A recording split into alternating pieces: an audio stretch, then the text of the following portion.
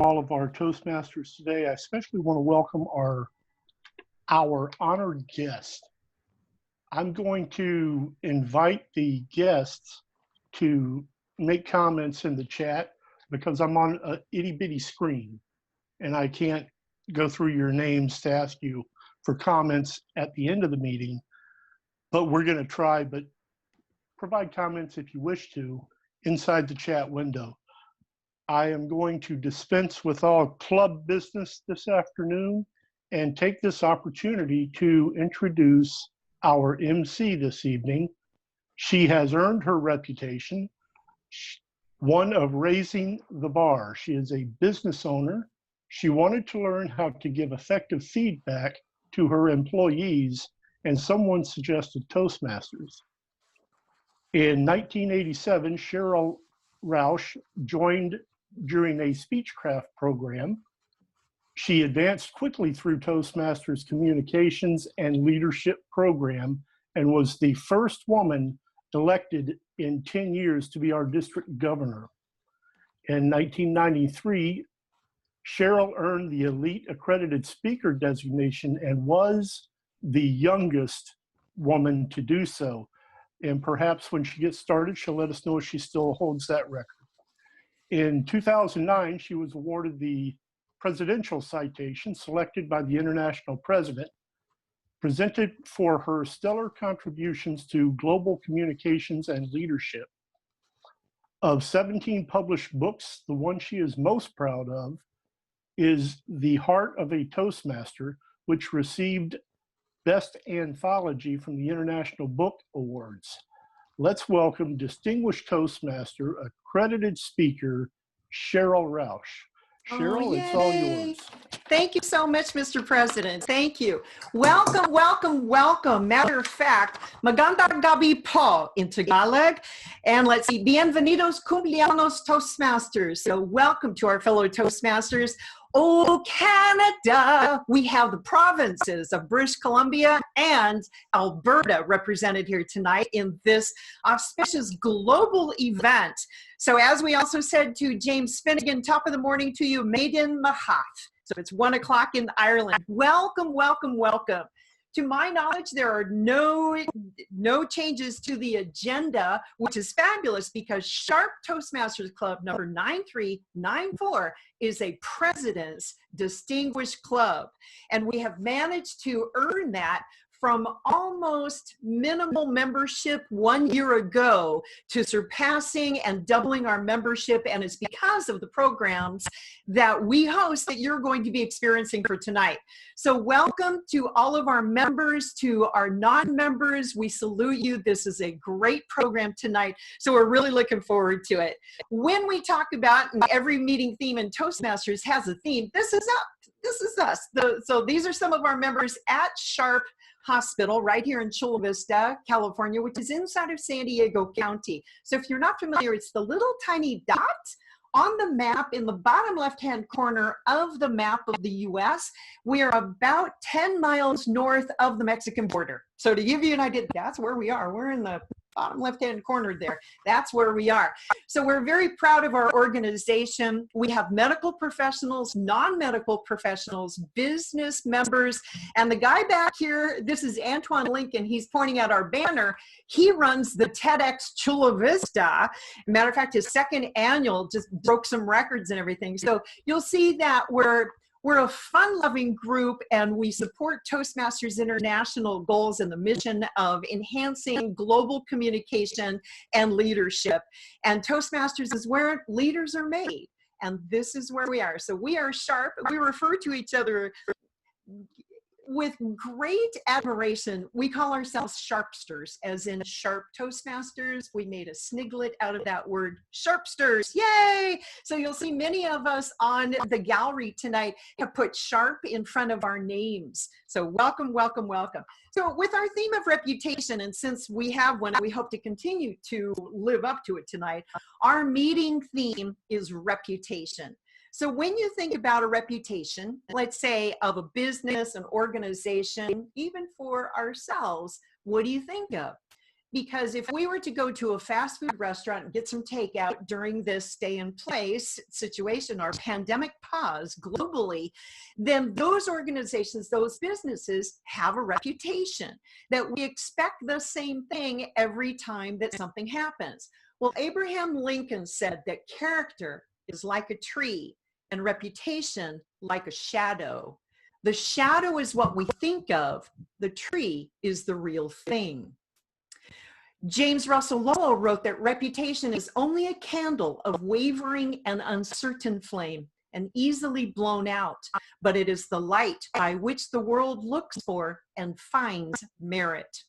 John Wooden, gosh, let's see, great reputation for award-winning basketball team of UCLA Bruins.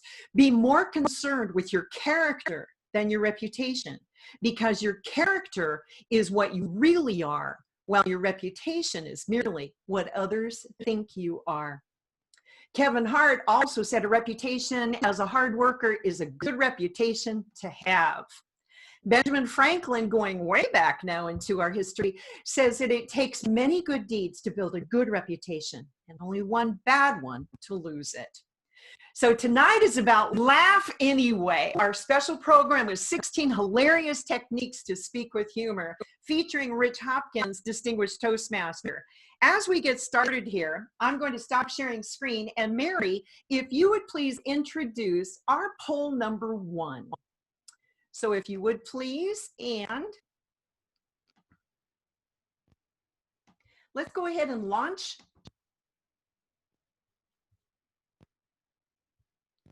Great, thank you. All right, so this is multiple choice. Feel free to check as many of those. Oh, let's see. Great, all righty. It's multiple choice.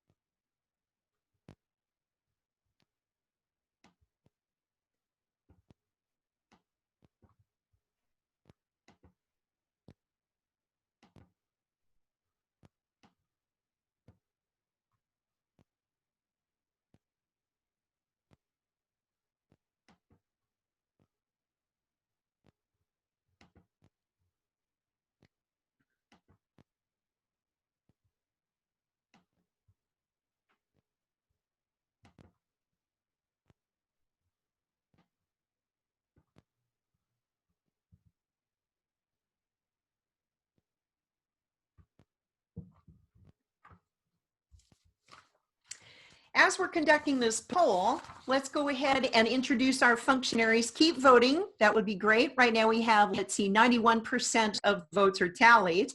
Our grammarian this evening has a reputation for being a helper. Matter of fact, she is a diversity, equity, and inclusion liaison.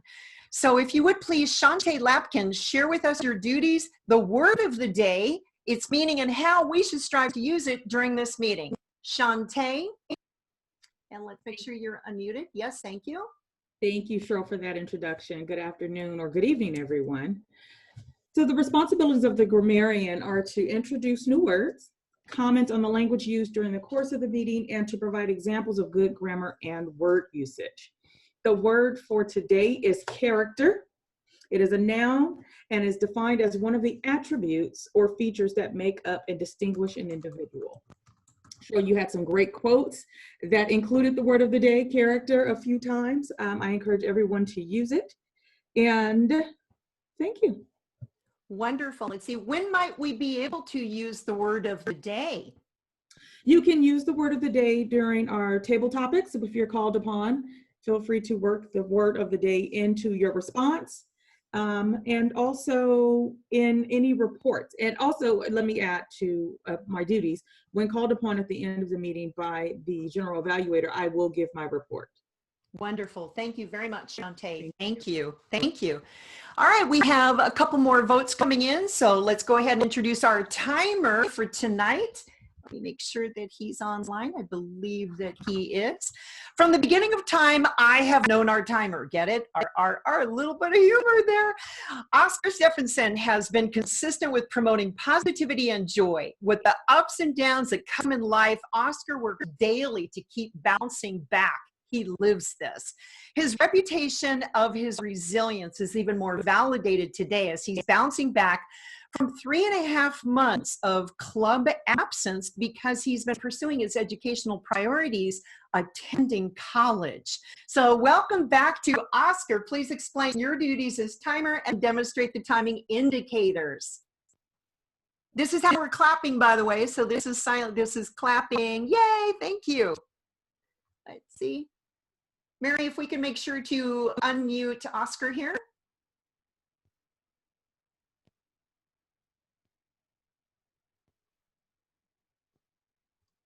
Let's see. We have our polls almost ready there. I'm not seeing Oscar. Oscar, make some noise if you're here and I'm not seeing you. Okay, we will come back to Oscar in just a few minutes then. Our crutch word counter, Delia, if you would please explain your duties as crutch word counters. What are those little rascals? Hi everybody, greetings and thank you, Madam Toastmaster. I will be your counter or crutch word counter today, and the purpose of the counter is to note words and sounds that are used as a crutch or pause filler by anyone who speaks. During the meeting, I will listen for overused words, including and, well, so, and you know. I will also listen for filler words, including and I will also note when a speaker repeats a word or phrase, such as I, or this means. And at the end of the meeting, I will give my report. I do have a clicker. Can you hear that? Yes, that was a good example of how to use it too. So I will click for our members when I hear one of the crutch words. I will be muted, so I will try to unmute myself quickly to try and do that. So we'll see how that works. But if you hear this, that means that I heard a crutch word. This is great. And by the way, sweetheart, give yourself another one. One slipped in right after you said that. I love it. So Delia, if you would please explain what's the value of getting rid of those crutch words? Why would that be important to us? Crutch words are important to get rid of because they distract from our speech and they just make us repeat and not see and we use them to allow us to think through what our thoughts are. And so as the faster we can think of what we're saying or are prepared to speak, the less we will be using our crutch words. There you go too, because they sneak in when we're least expecting them and it lessens our credibility. That's true. Great. Thank you. So these are roles called functionaries that help us receive immediate feedback on things. It keeps us in line as far as timing of the individual presentations. When we go to what are called table topics and impromptu speaking, then you are going to want to be watching the timing cards. S. Marie Young, will you be our backup tonight, please, on as timer? Yes, thank you very much.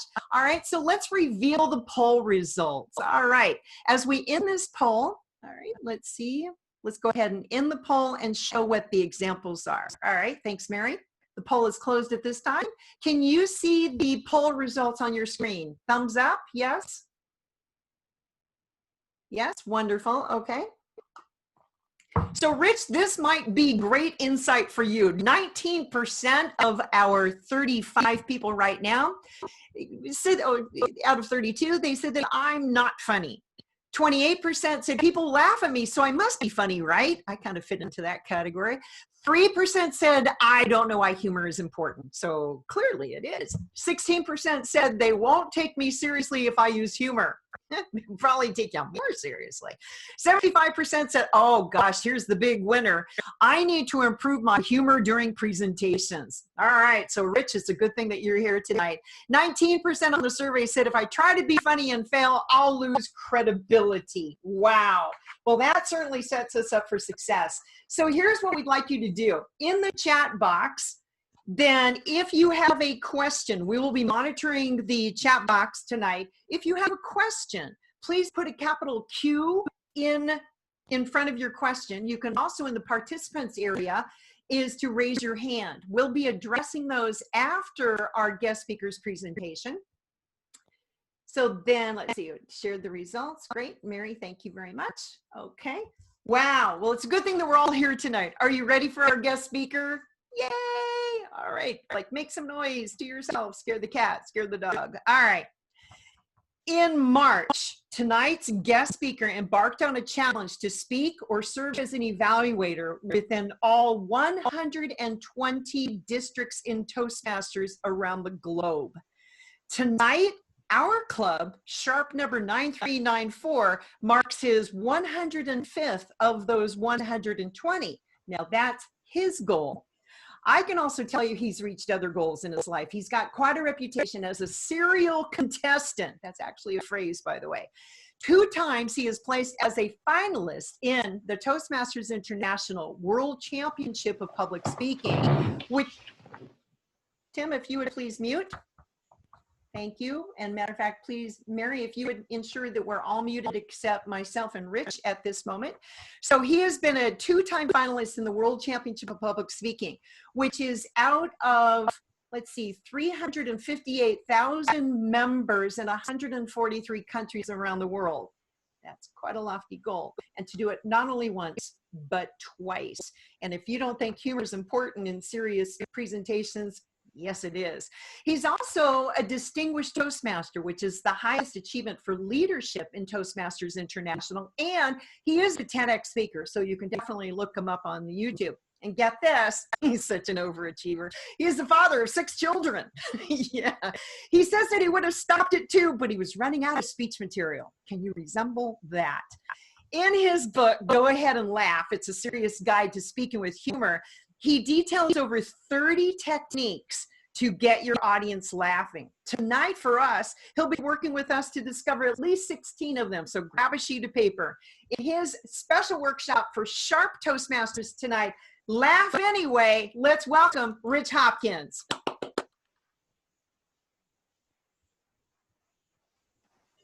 I hope that all of you picked up on the number 1 out of the 16 techniques I'm going to talk about tonight that has already been used as part of my speech, even though it wasn't part of my speech. Anybody have an idea? I think you have an idea. I think you're just all muted. That's the key. When you're all muted, it's really tough to have interaction with anybody. The number 1 is that humor in the introduction. If you can get a laugh when you are introduced by somebody else, you are already in good with the audience. I mean, one of the key reasons to use humor is to connect with your audience, to get the audience to lower their guard and be more willing to connect with you. And so if they're laughing before you ever get on stage because of something you've written in your introduction, something perhaps you've coached your introducer on, not that I needed to coach Cheryl on anything tonight, but you'll find a lot of the people introducing you, you'll need to coach quite a bit. Get that laugh in before you ever walk on stage, and you'll be ahead of the game. Now, to get in the rest of these 16 in the short amount of time I have, I'm going to tell you a story. And I would never say in a regular speech that I'm going to tell you a story. I would just tell you the story. But it's important that I tell you that I'm going to tell you a story tonight because I need you to be listening for, in that story, 10 different humor techniques that are in that story. And afterwards, I'm going to be asking you to shout out what humor techniques you found. And we're going to find out if You found all the ones that I think are in there, or if you have some new ones, we're going to make sure they're all there. And then we're going to go into the rest of the whys, hows, and whens we need to use humor in speaking. I want to introduce you to Fast Eddie. Fast Eddie was not a nice man, but he started out as a very nice boy. He went to church every Sunday, where the fear of the devil was beaten into him. He went to school and he excelled all throughout elementary, junior high, and high school. In fact, he found himself running for senior class president. And as he stood ready to give his speech in an effort to become elected president, he suffered a tremendous embarrassment. A wardrobe malfunction, having to do with a macrame belt that was a little bit too old because he'd made it years before in Cub Scouts. He was never able to live that moment down. He was ostracized, lost all of his friends, lost all of his confidence, and from that moment on realized he was never going to let himself get involved in public speaking again. In fact, he didn't even want to be around the public again. And the only way he could see that happening was by becoming a lifelong criminal. And that's exactly what he did. He started to rob banks. He started to steal cars. He even stole ice cream cones from the occasional neighborhood little girl. He was not a good man. But because he knew that if he died, he was going to go to, well, you know, he had to do something in his life to make sure that he never died. And so, yes, he was a bad man, but he was very good at taking care of himself because he had to live forever. He started doing all the things that we are told to do by every motivational guru in the book. He started to meditate. He started to work out. He became a vegan.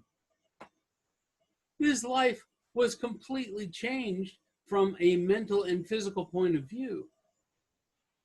However, unless he kept up his life of crime, he was broke.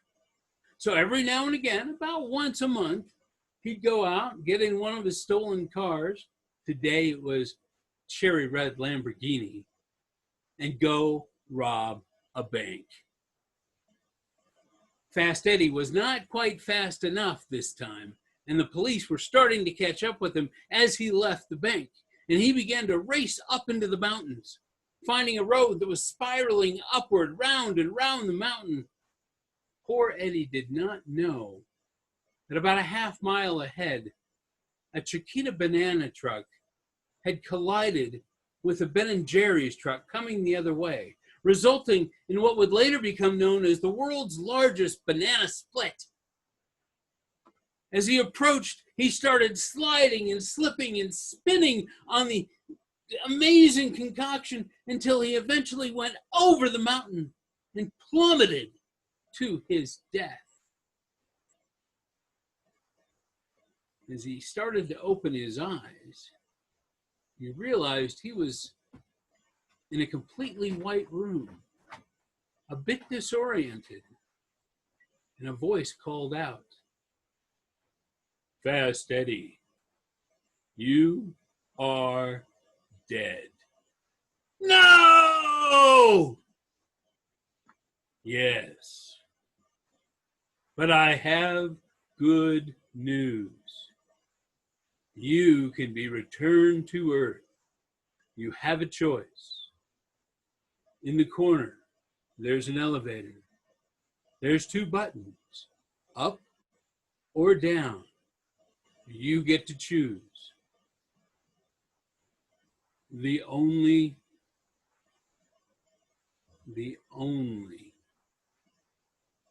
issue with the choice of going up is that you must join Toastmasters. No! What would you do if you were Fast Eddie?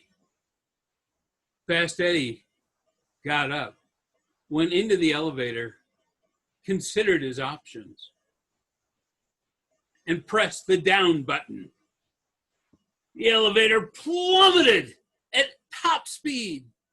And soon, as he crashed to the bottom and the doors opened up and smoke billowed in, he could barely make out in the back of the room a banner. Brimstone Toastmasters, club number 666.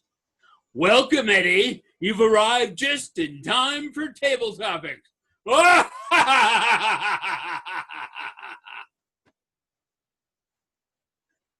there you go. Poor Fast Eddie. That was a tall tale speech from a few years ago. Hopefully you found some humor in it. If you found no humor in it, then it was simply funny listening to me try to sound funny. There's humor in everything. As I said earlier, perhaps it's hilarious, perhaps it's tragic. But feel free, if you found a specific humor technique that I might have used, to unmute yourself and share it. And I will start marking them off of my list. Go ahead. Don't even worry about raising your hand, Ray. Okay, Rich, very good. I think that you painted fantastic word pictures from especially the bananas and the ice cream, the use of words, lifelong criminals, wardrobe malfunction. This conjures up things in our minds. And this already we started laughing. And even though they weren't ha, ha, ha, I think they were great because it's our imagination that was at work because of your word pictures. Excellent. Thank you. And that comes into this particular technique called specificity. I could have said banana truck ran into an ice cream truck. Instead, I used Ben & Jerry's, a well-known brand, and Chiquita bananas, well-known, but also a bit of a funny word. Very specific word choices throughout the speech to try to use funnier words and create funnier images in your mind. Anybody else? One of the other words. Sorry? K sounding words, Chiquita banana truck. Right, right. So there are funny words, and that's actually one I don't have on here, so that's an extra bonus. Irony. Irony. Yes. How so? He was trying to escape Toastmasters, so he took the down button and ended up with Brimstone Toastmasters. There you go. There's another bonus. Innuendo. Innuendo. How so? Instead of saying hell, you said, well, you know. Oh, there you go. See, that's the thing. Sometimes we can be funny. We don't even know we're funny. We don't know why people are laughing at us or with us or because of us. What about familiarity? Familiarity, absolutely. For me, my technique is tailoring for the audience. I mean, going to Toastmasters. He was afraid of public speaking, and he didn't want to have to go back to life and become a Toastmaster. But if you're giving some sort of speech like this, using it as an example, maybe teaching people humor at a company or in another social organization, you would want to tailor it to that organization. Maybe find out what that terrible job nobody wants to do in their workplace and have him be facing a lifetime of doing that, or some type of personalization of that type of humor. Using Anything else? negative, I don't know what this is called, but using negative things to make them funny. Things that would normally be tragic, we twist around and just use them in common funny. Schadenfreude, absolutely. And what that is like you said, laughing at a bad situation. You know, we all laughed at Darren LaCroix in 2001 when he won the world championship, when he fell to the ground. We laughed at him when he turned Subway sandwich shops into a nonprofit organization. These are bad things, but they were funny because he was laughing at them and he made us laugh at them. So we like to laugh. If you ever watch TV, half the time we're laughing, it's because somebody has done something terrible and we're just happy it's happening to them and not to us. What else have we got? I like the self-deprecating humor. That was really funny. And I like the fact that you went from being really, really, really low to being very exaggerative. The juxtaposition of that was actually pretty cool. I love that Cheryl was able to introduce you as I wanted to stop at having 2 kids, but I needed more materials. Phenomenal. I cracked up. And I love the, there was something else that you did. Just a lot of commitment, I think, in general. If you're trying to be funny, in order for you to really be funny, you have to commit to what your ideas and what your thought process is. Committing to the speech, committing to everything in it. And exaggeration is a huge part of humor. I mean, if I just said that there was a mess that he slipped on in his car, as opposed to the world's largest banana split, there's a difference in the level of humor that you create in that situation. Plus, using vocal tones is going to enhance how funny something is and how funny it's not. What else have we got? I noticed how when you were using humor, a lot of times your face stayed completely serious, almost deadpan. And that kind of brought a new level of the humor for me where I noticed I'll smile a bit or something, but I took that technique away from it. Yeah, the way you present humor can differ from person to person. I grew up on Stephen Wright, a famous comedian who was very deadpan in his delivery. One of my favorite jokes is, I loved my girlfriend's new hairstyle. She had it colored plaid. And he just left it, just like that. So many times with his sense of humor, just completely dry. And so I tend to deliver that way.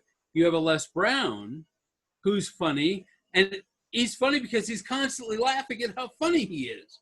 And even when he's not funny, he's laughing, and that's funny. He's got so much energy, and that's his style. And everybody is going to have their own style of how humor is going to work for them. What else do we have? Rich, what about the play on words? You said public speaking and then in the public. Stolen car, stole ice cream cones. Excellent. So some wordplay. That can always create some humor if you do it correctly.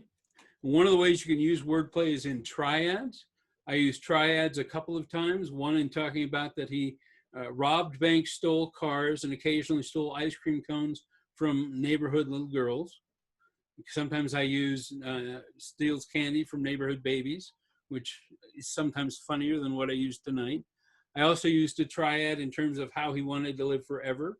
He got into meditation, he worked out, and he became a vegan. So you're doing 1, 2, and then 3 should hopefully top the other 2 or be a twist, a surprise, so that you can create humor there. The triads is a wonderful method of using humor. The first part of using humor in this particular speech was creating a quirky character, which was already in my speech before it became the word of the day. Quirky character is coming up with somebody who's just funny to hear a story about.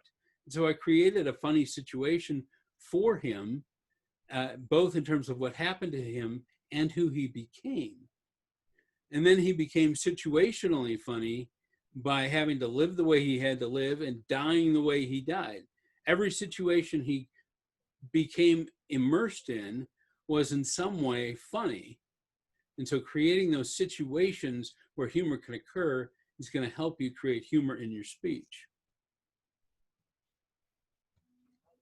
Let's see. Sarcasm and cynicism sometimes can just be the tone of your speech. And that was more the tone of this speech. Like, oh my goodness, somebody would rather die than go back to life and join Toastmasters. I didn't actually say that, but he displayed it. And so that tone of sarcasm or cynicism was evident in the speech. And that can create humor because, hey, we're all here anyway. And then, of course, that cynicism of him going and landing where there was a Toastmasters Club, after all, for all eternity. And that landing in hell to Brimstone Toastmasters, that's the humorous twist. Coming up with that out of nowhere. Nobody thought this was going to happen. Nobody saw that coming. unless you heard me give the speech before, hopefully no one's seen that coming.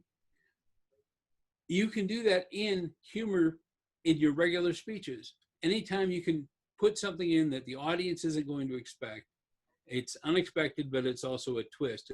It's not always the unexpected boo, like you see in horror movies. Sometimes it's that twist, like at the end of, what's that Bruce Willis movie? Where the kid sees dead people. And then at the end. Sixth Sense. Sixth Sense. Okay, if you haven't watched Sixth Sense, close your ears for a minute. But at the end of the movie, there's this amazing twist that he was already dead. The whole movie, Bruce Willis was dead. And that was funny, but it was also, it was a dark, dark twist. So there can be humorous twists, there can be dark twists, and sometimes the dark twist can be humorous. Funny voices, believe it or not, funny voices is an actual humor technique. I used a funny voice, hopefully, for death, and I used a funny voice for the devil, inviting him to table topics at the end of the story. Now, when I'm giving this on stage, I have more body language. I'm able to really get into the wah. There's more opportunity to use body language, but body language can impact your humor. It can create surprise. It can build on the drama that you're building through the humor. And part of that body language can also be physical humor, which I don't know if I'd use necessarily for this story, but there are other places people use physical humor, like Darren did, falling on your face, like the Three Stooges used back in the day. I mean, there's slapstick humor. There's Rob Petrie in the old Dick Van Dyke Show, who would trip over the couch every time he walked in at the beginning of the show. For those young people out there, do some research. Dick Van Dyke Show, fantastic. Everything we see, though, can involve some type of physical humor that we aren't even necessarily paying attention to because we've become so used to it, but unconsciously, we're still laughing at it. Costuming. When I gave that speech on stage, I was in a black suit with a dark red shirt, which kind of gave that appearance of hell. And when I did Satan at the end, I had a bit of a satanic look with my costuming. Costuming has a lot of different opportunities when you're giving a speech. If you're wanting to use a costume that supports the type of speech you're giving, maybe you're wanting to look like a fisherman, you're wanting to look like a mountain man, you're wanting to look like a fireman. Now, in the real world, there aren't nearly as many opportunities to do this as there are in Toastmasters, but at the same time, there are opportunities if you're giving a speech where maybe in Toastmasters you would wear a full fireman's outfit. Out in the real world, you might just put on a fireman's cap just to give that implication, that little hint of who you want to be and who you're being through that slight bit of costuming versus the over-the-top costuming we often see in our organization. After costuming comes props. Lots of different prop options depending on the speech that you're giving. Bringing in sports equipment, bringing in pieces of furniture from home, bringing in toys and stuffed animals. There's all sorts of things people use as props depending on how it works in their speech. The only key with a humorous prop is that it can't get in your way, and it can't get so distracting that people remember the prop more than they remember your speech. Use the prop and then put it away. Unless the prop is totally the humor in your speech, then the prop has to stay in the forefront. But if your prop is the humor, you might not have a good enough speech. Just something to think about. And then finally on my list was already brought up self-deprecation. And I was going to get to that point because I had only had 15 points. But you guys have come up with, I think, over 20 all told if we write out that list. And I was thinking at the time, I was like, oh, I only have 15 and I've guaranteed them 16. What an idiot I am. Oh, wait a minute. There's self-deprecating humor. And I would have gotten to 16. But see, I didn't even have to go there. All right, where's my timer? How much time have I got, guys, to get into some of the philosophy? As much as you like. as much as I'd like. I don't think Cheryl would agree with you.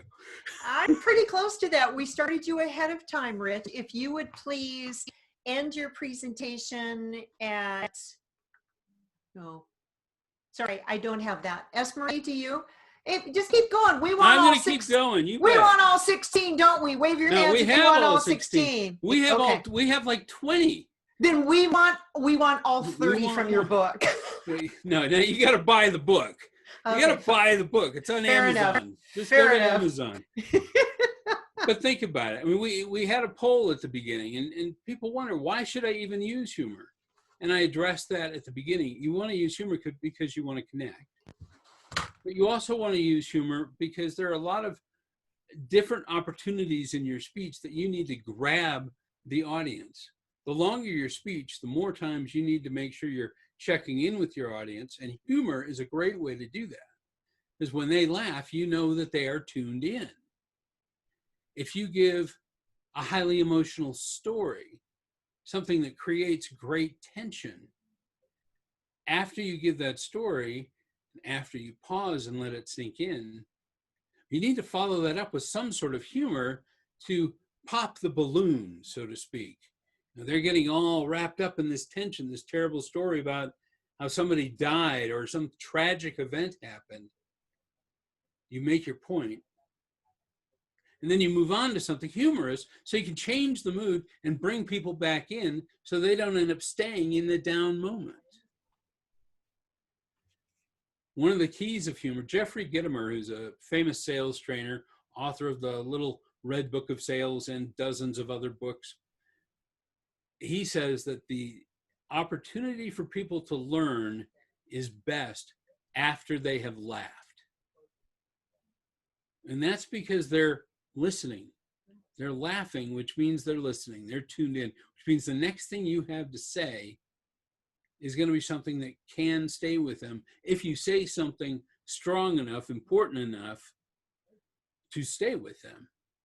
But that's your moment to anchor some sort of point that you want them to take with them. People say, well, when should I use humor? I can't use humor. I'm in a corporate setting. I'm always in a business meeting. I'm presenting some sort of new product I'm trying to sell. Humor just isn't appropriate. I can understand that because we feel that we're going to lose credibility, that people won't take us seriously. The problem is they also don't see us as human. Humans buy from other humans. I mean, the common technique is they have to know, like, and trust you. Well, they may know you by the information you give them, but they're only going to like you if they see something of themselves in you, see something human in you. The other quote that's famous is, they won't care about you unless you let them know how much you care. And by using humor, you're showing that you care about them because you want them to feel good about what you're presenting. You want them to feel good in the moment. And when do we feel better than when we're laughing? To get your audience in a good mood, in a laughing mood, it will make them more receptive to whatever you're selling, to whatever you're presenting, even if it's just an aside. I'm not saying give a humorous story or try to be funny every 10 seconds.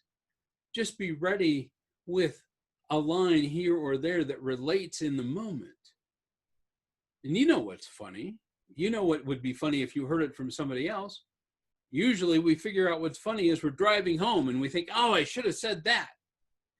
So give your presentation a lot so that you can have a lot of car drives to come up with something funny to say next time. And you will gradually become funnier and funnier as you go. But write it down.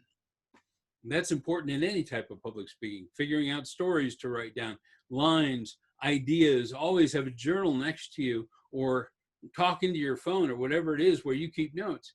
Keep those lines and keep those laugh lines. Because laugh lines turn into lifelines.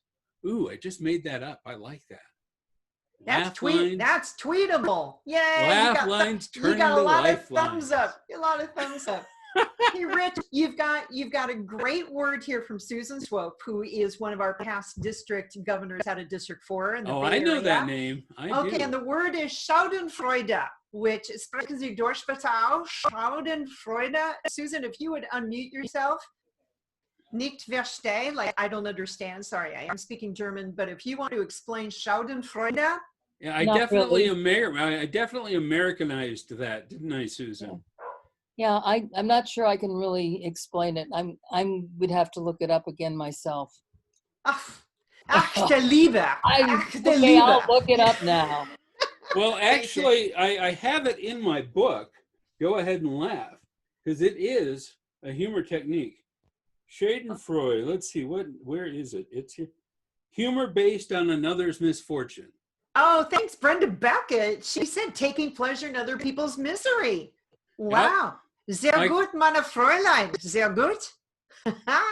Like I said, when Darren's Subway Shop became a nonprofit organization, he lost 60 grand. He lost 60 grand, yeah. 60 grand, which 60 in today's dollars is probably $250,000. Probably. Wow. Hey, Rich, are you open for answering some questions? And then we can circle it back to final comments. What do you think? I think that's good. I want to address the one thing that people really get worried about, and that is that they say, I'm not funny. You say you're not funny. Well, you're not funny because you've never tried to be funny because you think you're not funny. If you tell yourself you're not funny, you're not going to be funny. But believe it or not, you're funnier than you think you are. And people are laughing at things you say all the time, and you're just confused because you don't know why you're funny. And you're funny because you're not working on being funny. Funny isn't something that comes naturally to everybody. And in some ways, being funny doesn't really come naturally to anybody. It just becomes something that we learn over time. And some of us learn it younger than others. But Toastmasters is the place to learn it. Being funny is a muscle. We work on vocal variety muscles. We work on body language muscles. We work on writing muscles. We work on all sorts of public speaking muscles in Toastmasters. Humor is just another muscle. And you can be funny if you choose to focus on that muscle group. So then when you leave Toastmasters, all the muscles work together just when you need them to. So go ahead. Now we can do Q&A because I had to get that in, Cheryl. That's great. That's perfect. That's why I also asked. I love this, Rich. So let's bring some questions in. Ray Biter, if you would please, you said you have some questions. And Mary, if you can also monitor the chat. If you have questions right now, put a Q in front of it in the Zoom group chat. That way we know that it's a question for Rich. Ray, go ahead. Rich, I was just going to offer, what the heck, you all speak in German there. I don't speak German, even though I have a German last name, mostly Irish. But anyway, hi from the guy from Ireland, Farfanugan. And I don't know what Farfanugan means, but that's the name of a car. that sounds funny to me. And that word is funny. I don't know if they made it up or not, or it's an actual word. But that propelled Volkswagen to make them millions and millions of extra dollars. I thought you might want to comment on that. Well, it's a funny word, which means it anchors in our head. We remember it. When there are funny situations, we remember it. The key with storytelling, the reason it's so powerful in speaking in general is because we don't tend to remember points. We remember stories, and embedded in that story is the point. And we remember stories more when they're funny than when they're not. Sometimes we will remember stories when they're emotional, when they're negative, but when they're funny, we're much more likely to want to remember them than any other type of story. That's true. Thank you. So Ray, did you have any questions, or that was a great comment though. So thank you. All right, Mary, I'm looking through boy, Rich, I do not see any questions. I got one, Cheryl. Yes, go ahead. Is that Kane? Oh, you're raising your hand. Thank you. Let's go. Aloha. Aloha. Rich, my question is kind of something that you alluded to earlier about humor. Not everyone is great at humor. I find myself, I'm not great at humor. However, my superpower is wit. So wit is a little bit different than humor, whereas you need someone else to play off of. So my question is, how would you be able to use more wit in giving a speech? Well, if you're using wit and you're playing off other people, then you are either playing off your audience, which they can't really reply to you in a speech setting, particularly in Toastmasters, but you can make the assumption that you are playing with them and use the wit that you're used to using and just assume that they're laughing in here where it counts. Because in Toastmasters, of course, we never laugh when something's funny because we're too busy trying to figure out why it's funny than to laugh at the fact that it actually is funny. The other is to create characters in your speech that are using wit in dialogue with each other. Now, I know that you've got a speech where you talk about your father-in-law, and you have created a piece in there where you use some wit in terms of your dialogue with him and what he's always been thinking. And so creating that moment where you're playing off of somebody else within your speech is a great way to use wit, which is, it's not different from humor. It's a subgroup of humor, in my opinion. Awesome. Thank you so much, Rich. That's great.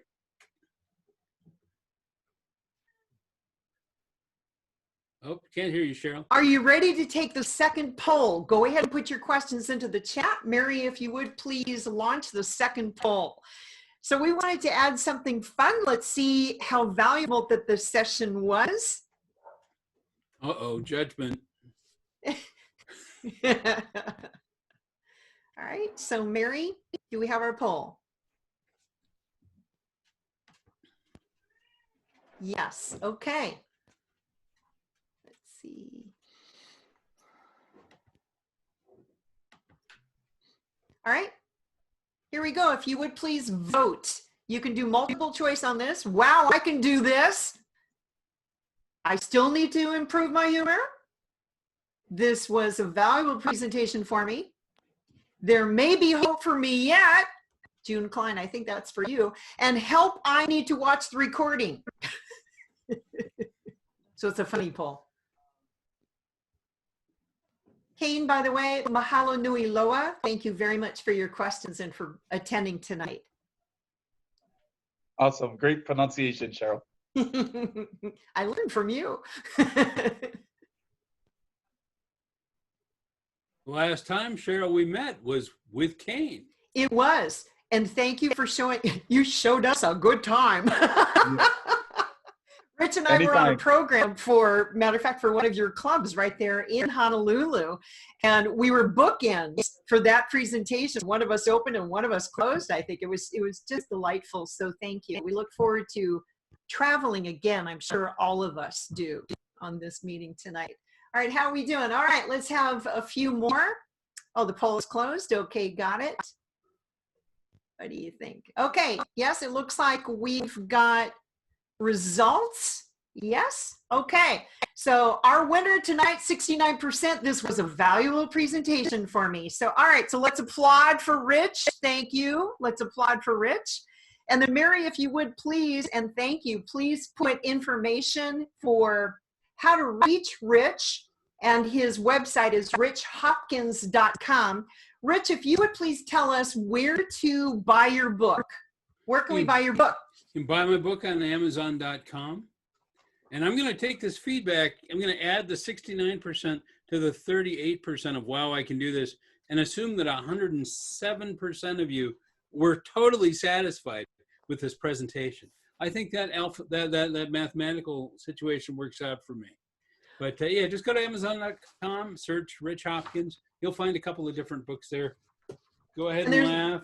Thank you. There's a question in the chat to repeat the title, and it's Go Ahead and Laugh, a serious guide to speaking with humor. Oh, and what's the other one? Win, Place, and Show, which has the 3 speeches that we used in 2006 to take the top 3 places in the World Championship. Ed Hearn, Douglas Wilson, and myself. It has the text of our speeches as well as our analysis of how we wrote them and what we were going through at the time, as well as how we felt in the aftermath of the contest. Here's a hint. Ed Hearn felt better than Doug or myself. Oh, wow. Wow. I love it. I love it. Rich, we thank you from the depths of our humorous hearts that you have dramatically improved. Thank you so much for your presentation. We're thrilled that we could be your 105th. So thank you. We're thrilled with that goal. And if there was such a thing as a Toastmasters Guinness Book of Records, that would be a record. So thank you for your heart all the way from Denver and doing this for districts around the globe. Thank you for blessing us tonight and for all of our guests tuning in from around the globe. So may you always #laugh anyway. Rich Hopkins, let's applaud him again. And feel free to stay on. We are proceeding with the comment. Rich, otherwise, you got 6 kids. I don't know if you need to go and have some dinner, whatever. Thank you very much. It's my birthday. Do you have any idea That's how much right. I've eaten today? Yes. Okay, everybody, unmute. Get ready to sing, and we'll send Rich off. Okay, ready? Happy birthday to you. Happy birthday to you. Happy birthday, Rich. Happy birthday to you. And many more. Yeah, good thing we're speakers and not singers, right? So. Yeah, notice humorous singing was not one of the tools. Hey, well, folks, #sing anyway. thanks for having me, and I am going to go up and join my family if you don't mind. Wonderful. Thank you very much. Thanks, Rich. Thank you. Everybody says happy birthday. Thank you. As we move forward into our presentation and guests,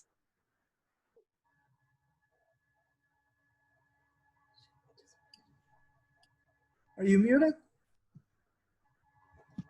No, we can't hear you. well, I don't know how. Oh, because when I said mute all, I got muted. Mary. Okay. Way to do. Yeah, Ray is laughing on that. We, in Toastmasters, we have, similar to what you just saw, prepared presentations. Tonight, you're going to be hearing a 5 to 7 minute presentation by one of our Sharp Toastmaster members, a Sharpster, if you would. And I'm going to call on his evaluator to explain what an evaluator does, as well as what are the objectives of our guest speaker's presentation tonight. So Alonzo Casas, and matter of fact, let's see, you have a great reputation for being a fabulous evaluator. So Alonzo, if you would please unmute and tell us what our guest speaker will be speaking about tonight and where he is in his path. Thank you, Cheryl. Our speaker, Floyd Strayer, will be giving his first speech in his special level 1 in the presentation mastery path. The title, Perception or Reality, 5 to 7 minutes. And the purpose of this project is to give a speech, take feedback, and apply it to a second speech. Floyd is looking to make you want to think about how accurate your perception is. Objective is to keep the mood and audience upbeat, ending with a positive effect. Thank you. That's wonderful. Thank you. So we will be hearing an organized evaluation, providing that feedback to the speaker in just a few minutes. So Madam Timer, 5 to 7 minutes, 5 being the green, yellow at 6, and the red light at 7, which timing helps us to make sure that we're staying within our presentations. So this next speaker has been a Toastmaster member since the beginning of 2014. He enjoys a reputation of being a lifelong learner. He's also a newly minted Distinguished Toastmaster, just like Rich, that he is. That's the highest achievement for leadership in Toastmasters International.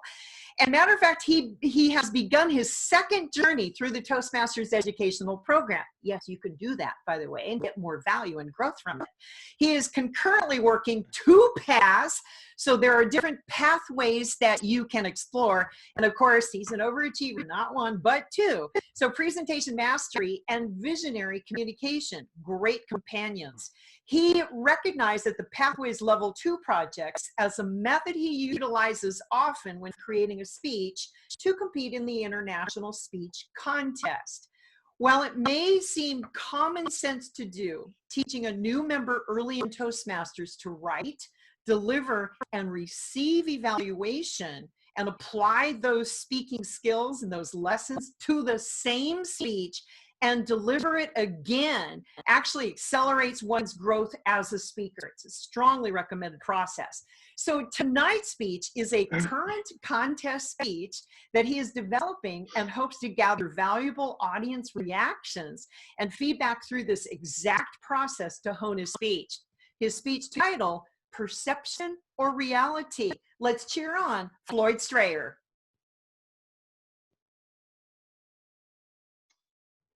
Thank you, Cheryl. I like to play dress up. Let me rephrase that.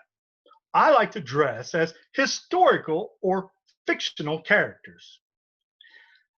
Being in costume makes it easier to sway an audience's perception to a historical or even fictional reality. This started for me a few years ago when I dressed as Santa Claus to take photographs with my grandchildren. One grandson so passionately believed that I was the real Santa Claus that he would argue with someone until they conceded that his papa was the real Santa Claus. His perception, his reality. Toastmaster friends, guests, and fellow cross-dressers. I was traveling on one of those discount airlines with unassigned seating. You know, the one that lines you up like cattle? My boarding pass had me boarding midway through the process, leaving little chance for choice seating. I had some work to do and was hoping to sit on the aisle or window seat. Instead of hoping, I paid for an upgrade. Well, it worked. I got row 2 window. Now, hopefully, I wouldn't have someone sitting center seat. Well, while it was still very early in the boarding process, a man approached and asked me about my center seat. Honestly, I started to lie and thought better of it. He squeezed in between the man on the aisle and myself, pinning me against the window frame, elbowing me incessantly while he continuously moved around trying to get settled, setting me in a foul mood. My perception, my reality. Meanwhile, the flight attendant makes an announcement that there's plenty of seats in the back. Move to the back and spread out, unless you absolutely want to sit on someone else's lap. My center seat doesn't move. In fact, he starts a conversation. He was a bit hard to understand. He had an accent I couldn't quite place. Not that I was listening all that intent. I mean, who boards an airplane hoping to have a meaningful conversation with the guy sitting next to him? While he's talking at me, the flight attendant makes multiple more announcements about ample seating in the rear. This guy still doesn't move. Is he for real? He's going to sit here when there's no need to be crowded? With the boarding complete, the flight attendant makes another announcement. Ladies and gentlemen, final count, 54 empty seats. Well, I quickly did the math and realized only 3 people needed to sit center seat.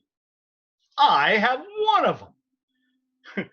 Now I'm at the point that I'm so furious. My blood pressure is pointing. I feel like I could explode. I paid extra when I didn't need to and got stuck with a center seat anyway. The curse of having such a magnetic personality. His talking continued. I don't fly often, do you? From that comment, I guessed that when he boarded the plane that day, he assumed he was going to have to sit next to somebody. His perception, his reality. Well, he continued showing me nothing but kindness and friendliness, sharing personal stories. My niece lives in San Diego. I'm headed there to visit her. I've never been to San Diego. Will I like it? What should I see? In return, I shared a cold shoulder for him to talk to. That's when I noticed another quirk this weirdo had. He tries to look me in the eye every time I speak, even in such close quarters. Now, women have been telling me for years that I have pretty eyes. Well, this piques my curiosity to the point that I looked directly at him during our conversation. That's when it hit me. He wasn't trying to look me in the eye at all. He was reading my lips. He didn't have a foreign accent. He was deaf. He never heard the flight attendant make an announcement about the seating in the rear, not once, because he was too busy trying to befriend me. Author Aneth Nin once said, "We don't see things as they are. We see things as we are." Shortly after takeoff, the passenger in the aisle moved to where he had more room, and my center seat quickly moved to the aisle, providing me plenty of room to spread out and work. I pulled out my notepad and my pencil and began to write, but instead of work, I wrote down this series of events so that I would soon forget how my perception had made such a mess out of my reality. Friends, what about your perception? Is it reality? A blogger recently, recently read a blogger who framed this pretty neatly. Did you write your own reality, or did someone else write it for you? If you don't like it, change it. Focus your perception on a new reality. Be the screenwriter and director, not just the actor. Change your perception, change your reality. It will change your life. Madam Toastmaster. Wow. Thank you very much, Floyd. Well done. Thank you. Thank you. Madam Timer, may we have a report on Floyd's presentation? Marie Young? Yes, Floyd was at 6 minutes and 57 seconds. Way to go. Way to go. All right. Thank you very much on that. Thank you. And all righty. With that, now we've heard from the prepared presentation. Thank you. You've actually seen two tonight. Now let's move into some impromptu presentations. Wow. And then Floyd, we're going to come back in a little bit for your evaluation. So we're going to do table topics and then come back to you. Thank you very much. Our table topics master is a longtime Toastmaster and co-founder of this club. And he has a reputation. He's already told you that he's a candy striper at the hospital. That's true. Talk about character. But word of the day, Shantae. All right. So he has a reputation, and some of it's actually good, including selecting our meeting themes. So let's welcome Able Toastmaster Gold, Advanced Leader Bronze, our VP of Public Relations, Ray Bider. So if you would please lead us through table topics. Thank you very much, Madam Toastmaster. And if I known the word of the day, which was character before that, I would say added to your introduction that this man has absolutely no character whatsoever and doesn't even belong on the same screen as you folks. But that being said, we have a reason why we do table topics. And as you know, table topics is a big portion of a Toastmasters meeting. It takes up probably 1/3 in importance. That is because as communicators and leaders, we know how to speak our word. We should know how to express ourselves to be understood. So we speak for about a minute in our Toastmasters Club, which follows the pattern of Toastmasters International. Most anyone can speak on a subject for at least a minute, usually no more than 2 minutes. And in the words of our president, Tim Milby, who says, be witty, be brief, and be done. With that being said, we move into our theme, which is reputation, how we think of ourselves. And also, I'm going to ask a question, and then I'm going to choose somebody to give an answer. And I have about 30 some odd people out there. This makes you listen, because part of being a good communicator and a good leader is also listening for the issue so you can address it correctly to make sure you get it right. So listening is important. Are you ready? Here we go. First question. What is your desired reputation? How do you wish to be perceived by others? I'm going to call on my good friend from Sweetwater Valley, Mr. Bill Taylor.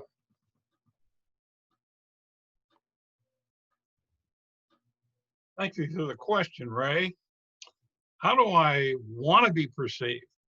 Well, I'd like to be perceived as outgoing, friendly, and so on. But my actual character is Grumpy Cat. I don't know if you're familiar with that cartoon, but since I've retired and basically spend my entire day doing as close to nothing as possible, except for my Toastmaster involvement, of course, that character suits me quite well. I'm becoming quite intolerant of almost everything. I no longer watch the news because I don't want to hear what's going on. I have had to cut down on my eating a bit because constantly sitting around is not beholden to losing weight. So one of the things I'm working on to try and improve, in addition to my Toastmaster involvement, is I'm actually on a diet where I don't eat very much anymore. And I'm trying to become more active by doing things like perhaps mowing the lawn. But then I get up and I stretch and I think about it. Why do that stuff? So I remain, as ever, Grumpy Cat. Mr. Table Topics. Good answer. Good answer. The second question is, after one more year of Toastmasters, how do you see yourself then? And I'll ask that question to Deli. Thank you for that question, Ray. Ray, she's also a functionary. Yes. So, let me write that down. I see myself in a year after being Toastmasters, hopefully with a lot more confidence and speed of thought when being asked questions like this one. I definitely will be part of Sharp Toastmasters. I see that for a long, long time. So that is my plan. Continue to be Toastmaster, have more agility to think through as I answer questions impromptu especially, and go through the, at least the first plan for Toastmasters for mastering presentations.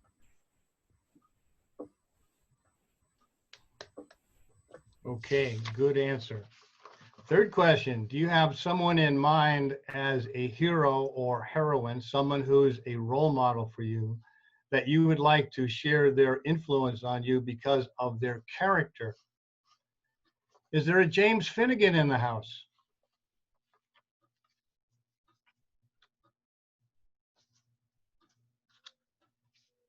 Good morning, or sorry, good afternoon. I'm afraid, yes, there is a James Finnegan in the house, and you found him. That's a wonderful question, and ironically, I was thinking of a quote that beauty catches the attention, but character captures the heart. My heroes at the moment, and you're probably facing the same difficulties in the States, is that my mother was a nurse, my sister is a nurse, my wife is a nurse, my daughter is a nurse, and my niece is a trainee nurse. And I think when I see what they are facing on a daily basis, in all the difficulties, in all the immense problems of a global pandemic. This is not what they signed up for, but every morning they go into work, they don't know what they're going to face, they don't know how it's going to affect them, and they don't know what they're going to bring home. That's true heroism in my mind. Very good. Last night, PBS had a documentary on Mae West, and she had this to say: I wrote the story about myself.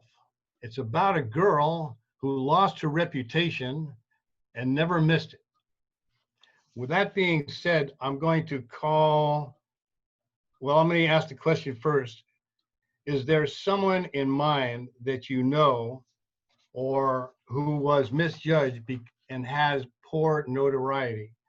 And I'm going to ask the man whose reputation precedes him, the Sporty King from Charlotte, North Carolina.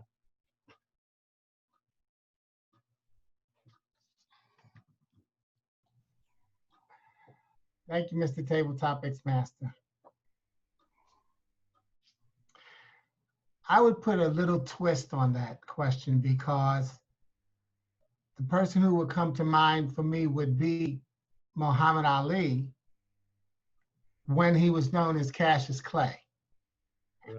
And so the twist is that as Cassius Clay, he was not accepted for being as confident as he was.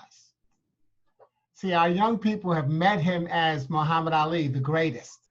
They don't know how he was ostracized when he was first becoming in his prime in his industry of boxing. He used to make poems and rhymes about what round he was going to knock somebody out in.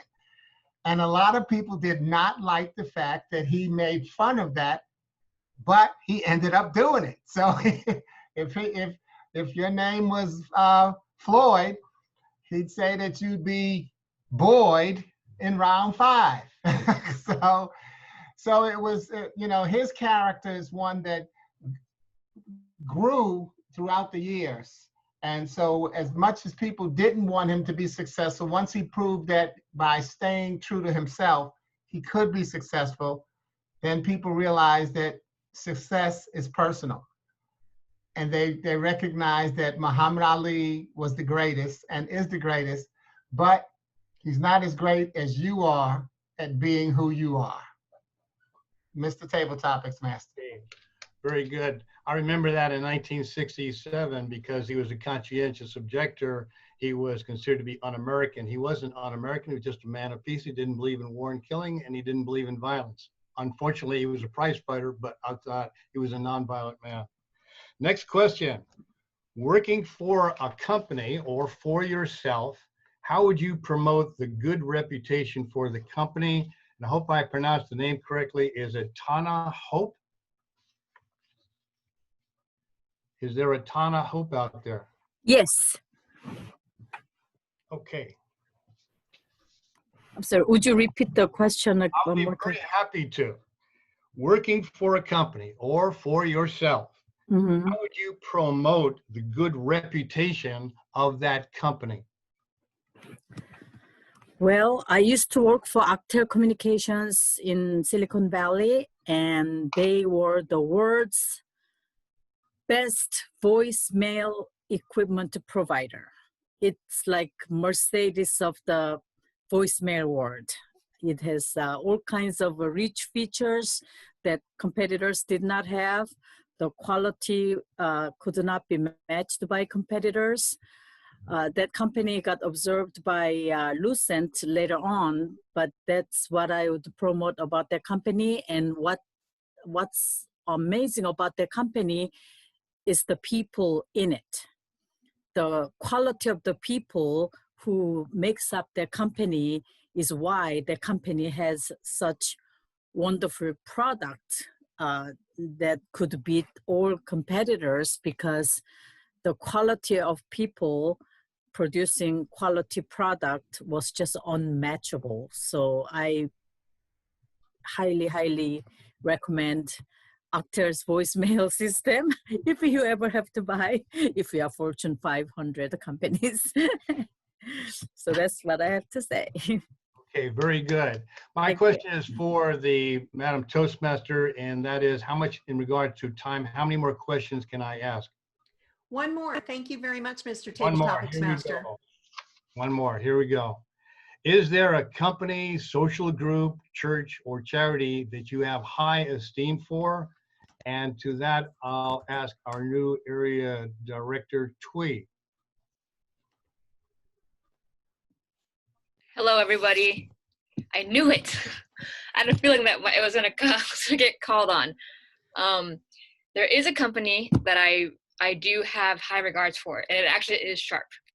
I used to be, and this is not because I am here, I used to be a candy striper for Sharp since I was in high school. I graduated in 2008, with a long time. I look like I'm 16, but I'm not. One of the most memorable experiences that I had with Sharp was everything that you guys do, you guys really, truly emphasize just overall the embodiment of patient-centered care. I volunteered at Kaiser, I volunteered at Scripps, I've worked in multiple hospital facilities, and my parents have been in multiple hospital facilities, and Sharp is by far the greatest one that I've seen, hands down, without a doubt, and I think that's attributed to all the character that you guys have hired throughout your whole entire, like, since as long as they've been around. My mentor works for Sharp, and I just have this affinity towards Sharp, and I think you guys are doing great work. You guys are truly the embodiment of patient-centered care. Wonderful. Thank you. Very good. Wonderful. In regards to time, I'll refer to the general evaluator to call on the functionary for timing of table topics. And with that in mind, it is my time or opportunity to introduce our general evaluator, and that would be Mr. David Levy. And if I may introduce him, our general evaluator is fairly new to the club, yet he has gained a quick reputation for the most interesting speech topics, including playing his trumpet. To become a better presenter, he attended our club's recent training on giving effective evaluations conducted by our current area director, Mary Farwell, who is the host of this program. So let's welcome David Leedy, and if you would please introduce your evaluation team. Thank you, Cheryl. And my evaluation team today will be, it will consist of Alonso. We will not be evaluating our guest speaker today, but Alonso, he will evaluate Floyd Strayer. This is the first speech in level 1 in presentation mastery skills that Floyd has given. And he will provide input on Floyd's clarity, vocal variety, and presentation. So Alonso, take it away. Good evening, fellow Toastmasters and distinguished guests. It is my pleasure to provide an evaluation for Floyd. It was a great topic. I was really impressed, and I think something that a lot of us can relate to. We have faced similar situations, I believe, for most of us in our lifetimes, that sometimes even we haven't been embarrassed by finding out that things are not, the reality is not the same as the perspective that we have.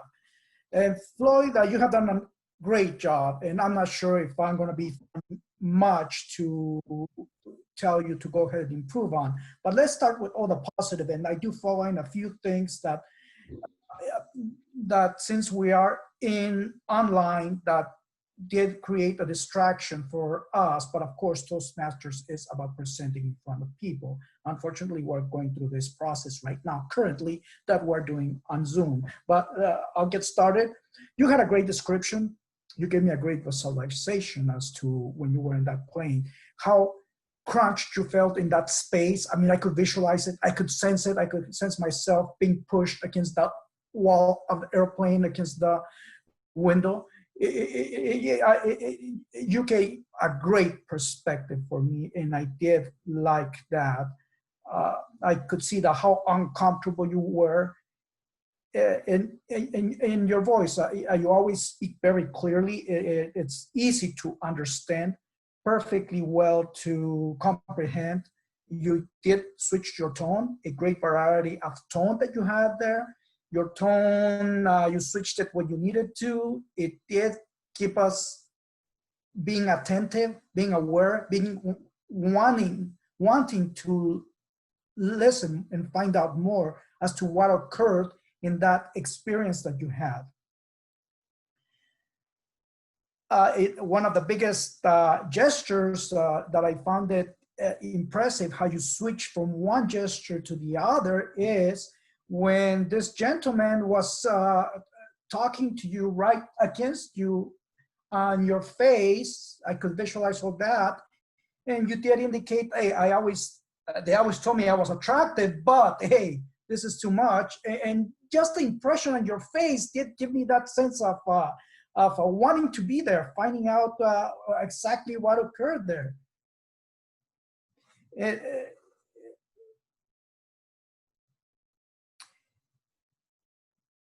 That overall, also at the very end, when you provide how your perspective totally changed, you found out about this gentleman being deaf. Those are things that I think I would say every one of us has faced those situations that we judge persons prior to really knowing who they are or what they are, why they do one thing that is not so highly acceptable or so very common, but sometimes we really don't understand, and there is a reason to that action, and it's not the intention for them to create a negative impact or create an inconvenience for them. And I think we do that, and it does happen more frequently than other times. One thing Thank you, Alonso. We're at time. Okay, very well. So basically, thank you. And the only thing is, there was a lot of noise background that you had over there on your when you were speaking. If we can avoid that, that's the only input I have. Thanks. Thank you, Alonso. And I would like next to call on our grammarian, word of the day person, which is Shante Lampkin. Shante? Thank you. Can you hear me? I can. Okay. Thank you to everyone that participated in the meeting this evening. I have the following as using our word of the day character. James used it 1 time. Bill used it 1 time. Ray used it 3 times. Rich used it 1 time. Cheryl used it 4 times, and Linda 1 time. Wonderful. Thank you, Shante. And I would next like to call on our timer. No, wait a minute. Is Oscar I'm a here? timer. Yes, Marie. I'm sorry. And so yeah. if we could have the time on Floyd the speaker, not necessarily the table topics. Go ahead. Oh, okay. The Floyd was within time, 6 minutes, 57 seconds. Okay. He Thank showed you. great character. Thank you, Marie. And finally, I'd like to call on our crush word counter, Deli. Okay, so there was many of us on the meeting today, so I was unable to do the clicking, but I did keep track of our filler and most used words. For Cheryl, I just had one. You had at the beginning of the meeting a couple of all rights. Shante, I caught 1 Rich, an and an Floyd, I just caught a slight pause. I think you're thinking through in your presentation. Alonso, 3 ahs, 1 and 1 Ray, 1 ah. Dave, 2 ahs, 1 ah and 3 ums. Sporty, I caught 1 Bill, 1 so, but I believe I was the winner with 2 ahs, 3 ums, 2 so's. That is my report. Thank you. Back to you. Thank you, Deli. The start on time this evening, and it looks like we're going to finish on time. I think everyone had a good time learning from our guest speaker tonight about how to use humor in our speeches moving forward. And I believe that Cheryl, I think you did an excellent job of planning this. You've been working on this for about 2 weeks now to bring this all together. And when everybody got online, you made everyone feel welcome, including our guest over in Ireland. And I think that is commendable. So with that, I'm going to turn the meeting back over to our Toastmaster, Cheryl. Thank you, Mr. General Evaluator. Really well done. So thank you, thank you, thank you.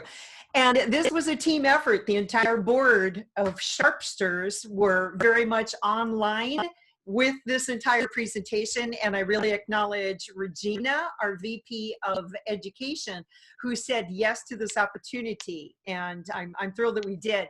Tonight we've been talking about reputation. So we do hope that you have seen what the reputation is for a President's Distinguished Club.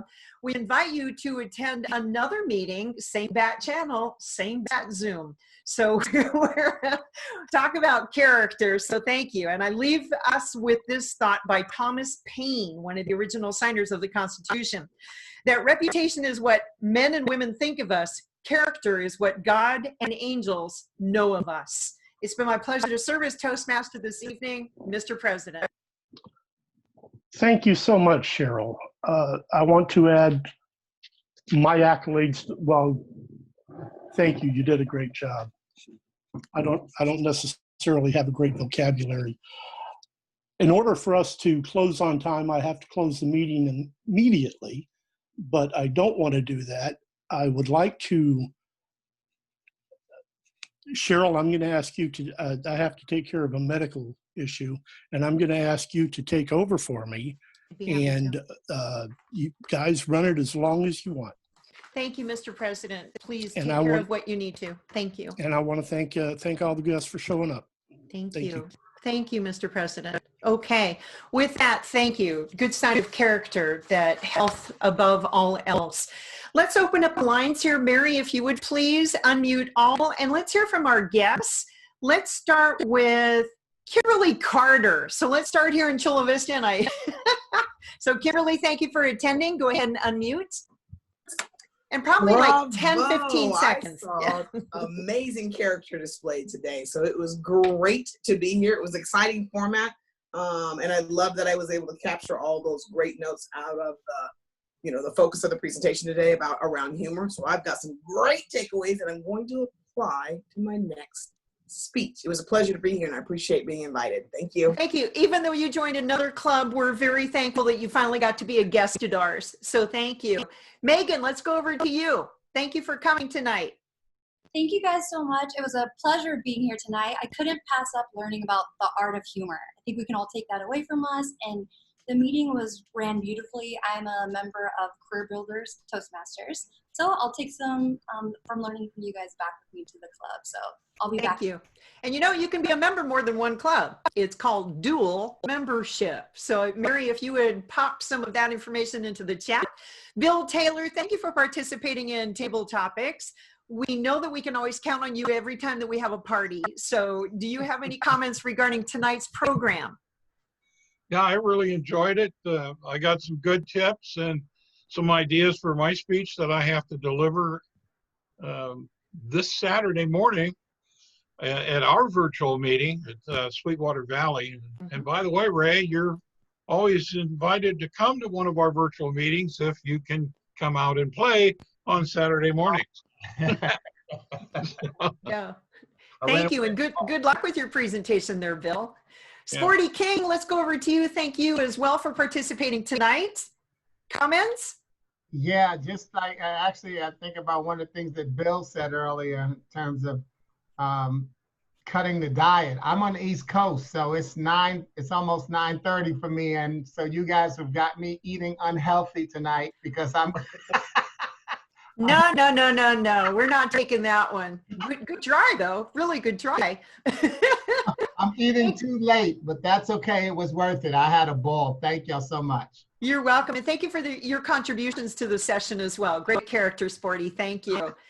James, all the way to good morning in Ireland, and thank you for participating as well. What comments might you have? Well, I can only thank you for the warmth of your welcome and your encouragement to participate. I know the circumstances in which we meet are difficult, but when you think about it, here I am on the other side of the world participating in your meeting, thanks to a technology that, frankly, a few months ago we didn't know existed. That's true. That's true. So, but I do thank you very much indeed, and I wish you all well in all manners. Thank you. It's been a delight to have you, James. Thank you. We go from the other side of the world to the other side of the country. Janine, back to you. Let's see, you are from here, but you're in Vermont. Well, actually, I'm from Vermont and back to Vermont. I joined South Bay Toastmasters in 1981.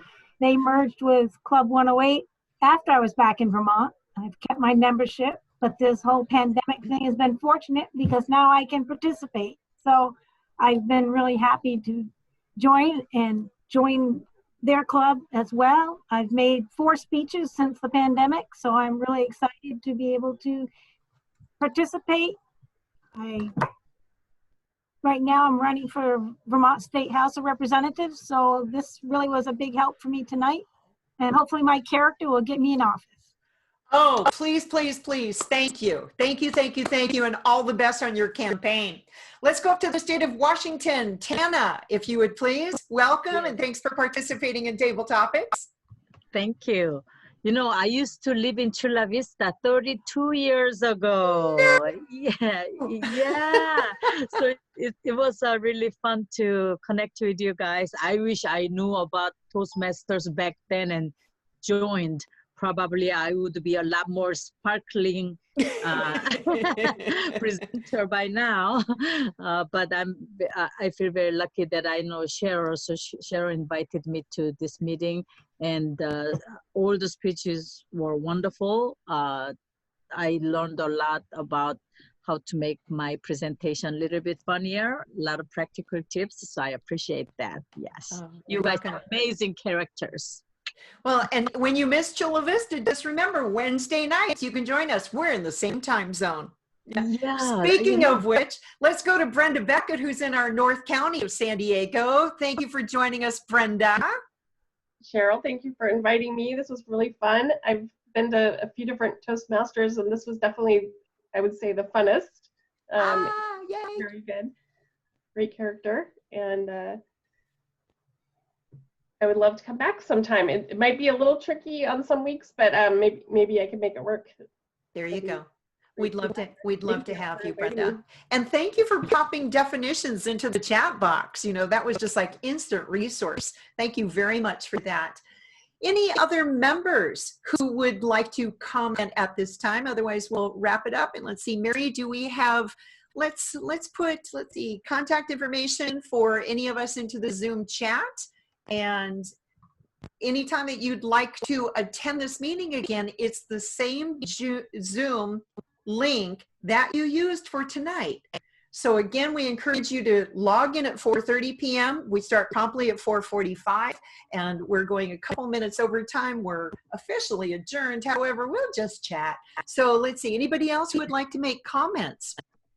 And let's see, JT. So JT, I'm not sure if you would like to make a comment. Hello, Cheryl. This is Jim Tucker. James Tucker, 9-time. Let's see, you've gone to the World Championship of Public Speaking final stage 3 times. You're not showing your magnificence on our screen. All right, glad you're here, JT.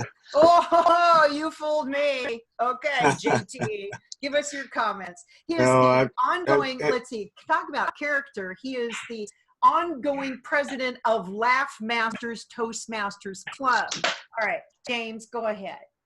Thank you for having me. Anytime I see the word laughter or humor, I'm a guinea pig for going to see what that is about or hear what that is about. I realize that humor is really a medicine that kills any kind of hate or ache that you have. and it's good for the soul. So whenever that opportunity comes, I like to be in the front row seat to hear all about that. I enjoyed your meeting. I enjoyed your theme and your word of character. A great way to build the character is to believe in yourself and then give an opportunity to share yourself with others, your true self, and that's how you improve and you get better as a speaker. I enjoyed all of the speakers on the program this evening, and a well-run meeting that was fun to be a part of and watch. Thank you. Thank you, James. Come visit us again, please. Please, please. Wonderful. With that, and on behalf of our president, Tim Milby, thank you again for joining. In the chat box, there are email addresses. You can click, matter of fact, you can go into the chat box. In the bottom right-hand corner where those three little dots are, you can click on 3 dots inside the chat box and click Save Chat, and you will be able to save all of the chat that's in there. And that was everyone publicly. So if you want to capture those email addresses and stay in touch with each other, that's a great way to do it. Regina, I think that is assigned to talk about next week's theme, which is masquerade. She's wearing a mask right now, get it? Masquerade. So it's going to be a costume time, and that is our meeting theme next week. So show up and let's have some sparkly on the face. With that, 6:25, this meeting of Sharp Toastmasters is officially adjourned. Good night, and thank you for attending. Thank you, everyone. Thank you so much. Thank you. Aloha. Bye. Aloha. James, good night, good morning, have a good day. Thank you very much indeed. You too. Thank you. Thank you, everyone.